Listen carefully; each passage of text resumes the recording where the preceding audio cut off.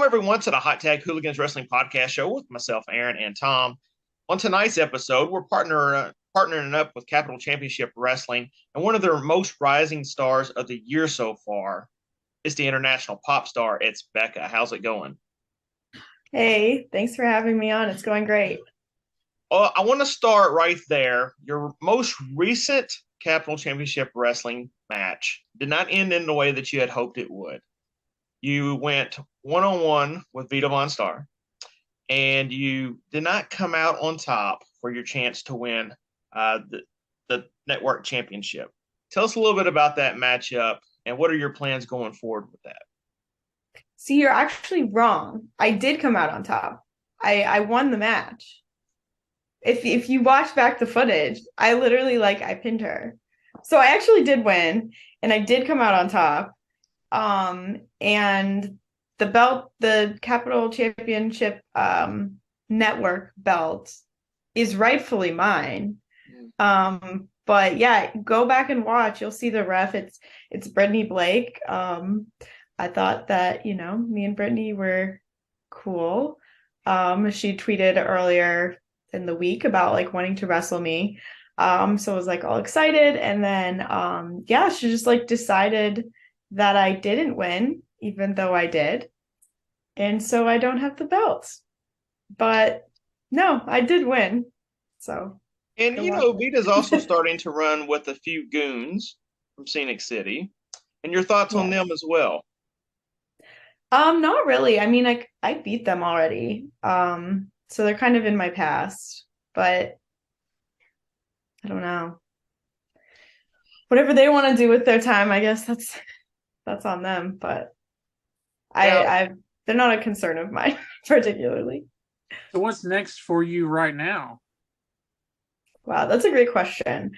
I'm feeling a little screwed, obviously. Um, and I'm taking a little bit of time off from Capital Championship Wrestling. But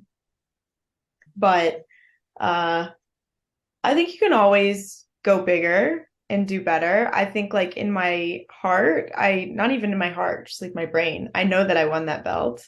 And if I won that one, why can't I win others? Why can't I win them all? Like I said, I already beat the Goons and they're the tag champs. So when Riley's back from injury, I see no reason why those won't be ours. Like I said, I already won the network championship. Um, and I don't really see why I can't win the others. So yeah. and you mentioned Riley Shepard there, recovering, and you and her won the Cup Finals. And so tag teaming with her, what is that experience like? She's a former guest of the show, someone we adore quite well. How is her recovery kind of going and that you know of? Yeah, I mean, I haven't talked to her a lot. It seems like she's taking kind of advantage of the injury to kind of also get some, mental space and focus in wrestling, which is really awesome to see. I was definitely pleasantly surprised tagging with her because we had never worked together before. We had never teamed together before the CCW tag tournament. Um, and so obviously we're both very determined people in different ways. And so I think coming into it together, we just meshed better than we thought we would, even though, we have a lot of differences. So that was really a pleasant surprise. And I am looking forward to her return. So now, do you look at yourself as more of a belt collector where you're not necessarily focused on one division, but you would like to be champion in all of them? Yeah, absolutely. I mean, I'm still pretty new to CCW, and CCW is itself pretty new. And so I think I don't necessarily have all that much history with one belt or one person at CCW. I have all these people that I've kind of interacted with, but there's no one that I've really have some attachment to. So in that way, I feel the door is really open to me at CCW. I can really go after whatever I want to. Um, there's nothing that is like stopping me really, and there's nothing holding me back, like emotion wise or anything. It's just like yeah, I'm here to just like come in and do my thing. Kind of like with this clean slate at this new company that has all this amazing talent and honestly a lot of belts. Like it's really cool that there are so many opportunities at CCW for women to you know achieve things. Sometimes like in divisions, even a women's company, they might only have one belt. But CCW has the tag belts, they have the global fighting championship belt, they have the network belt, and then they have their capital championship um, belt. So like there's so many things that you can do there. Like why wouldn't I take advantage of that? Like why wouldn't I try to get as much as I can at this place that has all of these opportunities? So yeah, I do see myself as that. And you really haven't been wrestling that long. I know the pandemic kind of put like a burden on your jump start to your career, but like you're talking about, CCW right now is stacked with a lot of talented women, and one of them is the champion, and that's Kylan King, also another former guest of the show and a great friend of the show. And so, your thoughts on getting a rematch? Because the last time that you tussled with her, it was in a triple threat match. Yeah, I mean, Kylan is really incredible. And I learned a lot from that match, and that was just a triple threat. Like, there was a lot going on in that. Um, I think, a singles match with her would just be an incredible opportunity, not only for me to win, you know, the title, and it's really like that's like the big championship, and that in itself is an incredible opportunity. But also just like she's a badass and I really respect her. And I think that would make winning the title even sweeter because, if you like don't respect someone, don't respect their work or whatever, and you beat them, it's kind of like whatever. But when it's someone you really hold up there as like, this is Kylan King, like she's a badass. And to beat her would just like that'd be amazing, honestly. It'd be, Well, it'd be really great. So. and here's the thing: to me, you wrestle a good, strong style, especially with your big boots, and you're very physical in the ring when you need to be, and you're not scared of anybody. When you look at the people that you have gone toe to toe with in the last, let's say, year and a half, we've got the Masha Slamovics, we got the Lufistos, we've got a match with Akira coming up. And you know that that's probably going to draw a lot of blood and a lot of violence because he's that type of guy. And so you're not afraid to tussle up man or woman. So is there one, genre of wrestling that you kind of prefer? Is it more technician style or do you like the actual brawling style? That's a good question. I think like it's definitely contextualized to like who I'm wrestling and where. Um, I think like there's something very satisfying about wrestling more technical style in front of a crowd that really loves that style. And that's just like a really gratifying experience. So I feel like it really depends. It also depends, like I said, who I'm wrestling. Like if I'm wrestling like in Akira or somebody who or Masha, somebody who just like doesn't really follow conventional, wrestling rules, it's like yeah, I'm gonna do what I have to do, and that can kind of be like a freeing mentality to have in a match too. It can really open some doors, so that can be really fun too. Honestly, all of it is really fun. But yeah, like you said, like I don't know, just like to get physical. Now they keep announcing different talent coming to Capital Championship Wrestling, and is there anybody that you haven't uh, faced yet that may be a challenge to you that you're looking forward to testing your skills against? Oh, that's a great question. I'm trying to think of like who they've announced that I haven't um wrestled yet. I know they announced Lady Frost, I think, for one of the upcoming shows. I've never wrestled Lady Frost and she's really cool. So No, that would no be, pun intended. I know I realized it as I was saying it. I was like, cool. She's really cool. Billy Starks, I've actually wrestled Billy Starks before, but it was a long time ago, and I feel like I'm totally different person now. So another match with Billy would be awesome because I she's another badass that's just like I love watching her work. So both of them, I'm sorry, I like can't think of other people right now. Those are just two that I remember being announced. But there's I mean within CCW itself too, there's people I haven't wrestled. I've never wrestled the Renegade Twins, and I would love to wrestle them when Riley comes back. That's a match that I would love to happen. Um, so yeah, within CCW too, as it is now, there's just so much talent. So And you mentioned some of those talents coming in. Some of them are coming in for the Battle of the Throne tournament that's going to be held in March of 2023. Is that something that you're willing to put your name into the hat for that? I can't speak on anything too soon because I have a lot of, plans in the works for spring of 2023. So a lot of stuff is up in the air right now.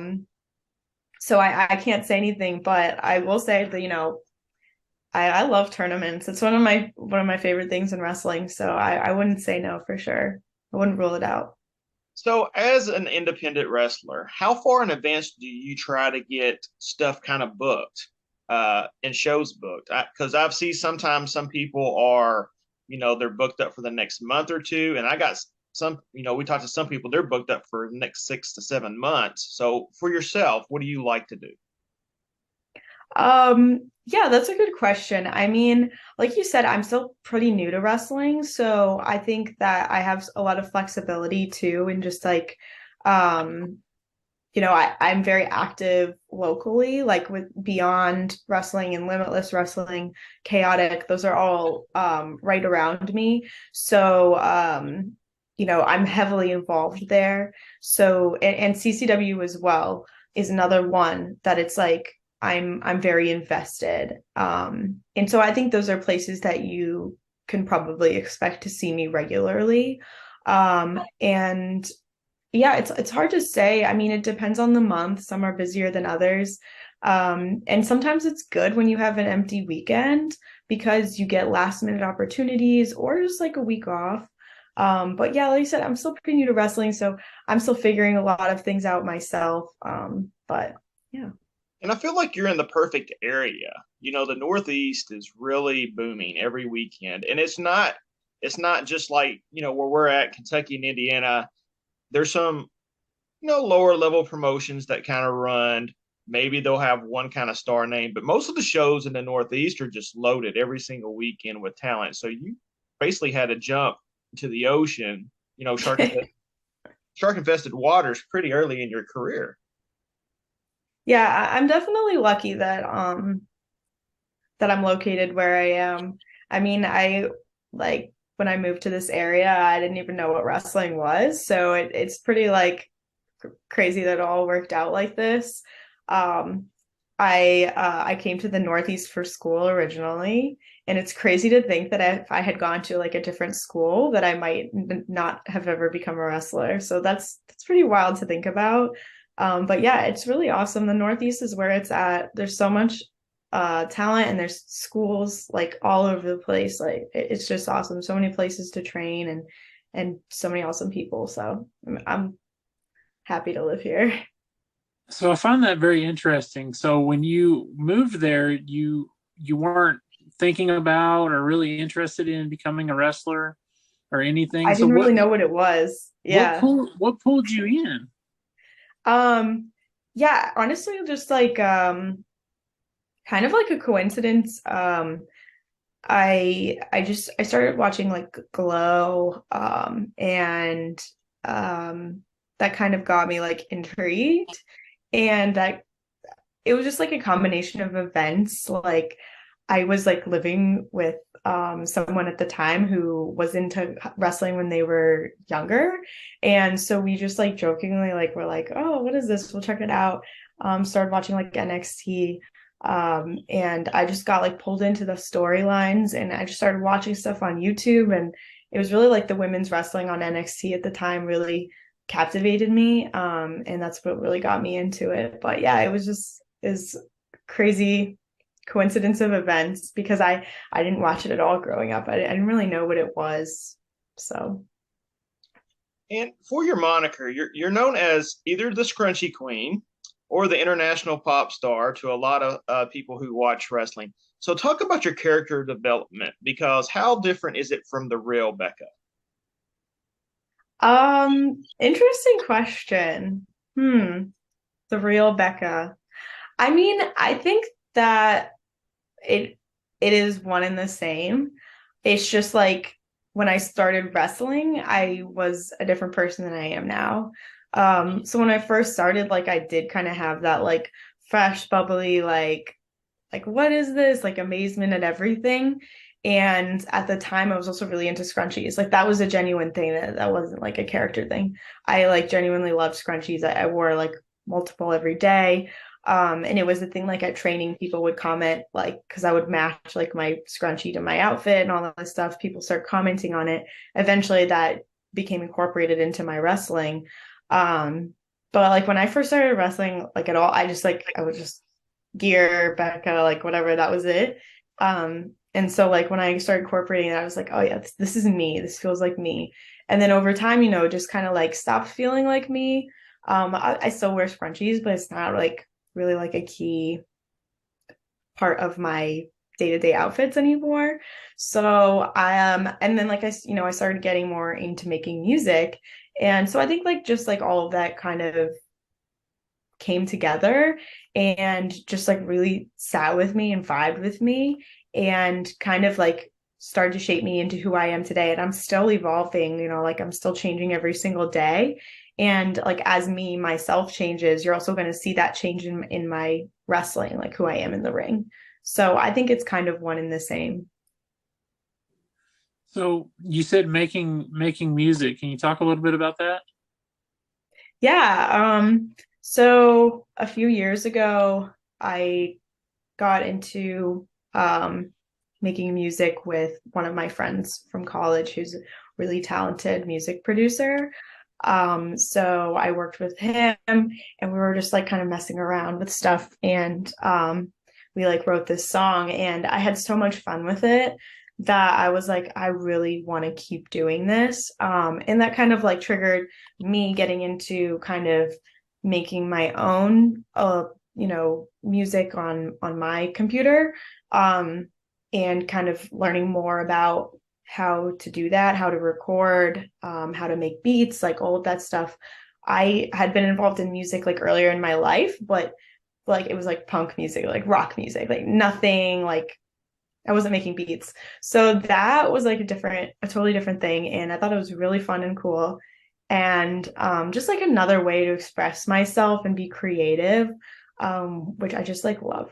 I love just coming up with weird stuff, seeing what throwing stuff at the wall, seeing what sticks. Um, and that was just another expression of that. And having somebody who was already like really skilled at it too was really nice. Because I was able to kind of like produce some cool music right off the bat. And I think it's still getting better. Like I think my last song that I released is the best of the three that I have released. And I am working on more music. So I'm hoping to release like an album in 2023. So yeah. Now, It's exciting. are there any musical influences though that kind of drive you? Yeah, I mean a lot of like there's so many honestly, like it's hard to say.